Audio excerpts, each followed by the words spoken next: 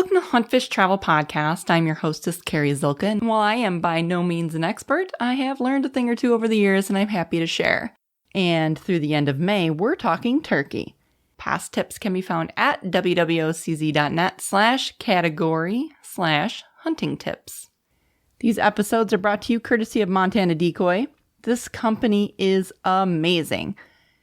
Not only have they been a supporter of this podcast from the very beginning, I've killed every single turkey using their decoys. Every single one. And I've killed a lot of turkeys. I cannot recommend this company enough. So be sure to check them out at montanadecoy.com. Turkeys are wily little birds. They are a bundle of nervous energy and are probably one of the wariest creatures that I've ever hunted. But they are so much fun. And there are a few things a hunter can do to give them the advantage. Whenever I hunt a new spot, I always try to get there the day before. My main goal is to find the tree those turkeys will be roosting in. Obviously, the species you're chasing, the weather, and the terrain will factor in what kind of tree and where they roost. But all turkeys sleep in trees at night. And if you can find that roost tree, you'll know exactly where to set up in the morning.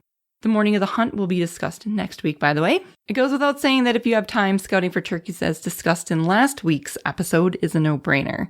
For me, simply driving around until I spot them in a field is my go-to scouting choice, mostly because I have limited time. And a quick note about the drive-bys. Don't stop when you see the turkeys. Don't even slow down. Just keep driving, head down until you're out of sight, make a U-turn, drive past again. Seriously, I cannot stress this enough. Don't spot turkeys and pull over to glass them. They will hightail it out of there so fast it won't even be funny. Drive past until you note which direction they're heading in, especially if it's close to sunset. Because at this point they're slowly making their way to the roost tree and you want to make sure you note the tree line they're heading to. So now it's past dusk. You've given them plenty of time to get up into that tree, or maybe you snuck in close enough to hear them fly up. Trust me, can't not hear them if you're close enough. They're so noisy. If you're sure you know the area they're in but can't figure out the closest tree, shot call. For me, an owl hoot works best. That boss Tom will gobble right back at you and you'll be able to pin the exact tree that they're in. I would caution not to do it more than once or twice and not too closely together, timing-wise. So now you know where they are. Chances are you followed a trail into the area, and that'll be the trail that you follow tomorrow morning. Bring some reflector tape and mark the side of the tree you'll see walking in as you back out. Mark the spot you want to set up your decoy and blind, or however you want to hunt. If you have to guess which way they'll head, towards food and water or the closest biggest field, set up your decoy en route. And set up within your effective range, by the way. If your effective range is 40 yards, set up within 40 yards of the roost tree. Do not, however, set up within 10 yards of the roost tree or they will totally bust you. I promise.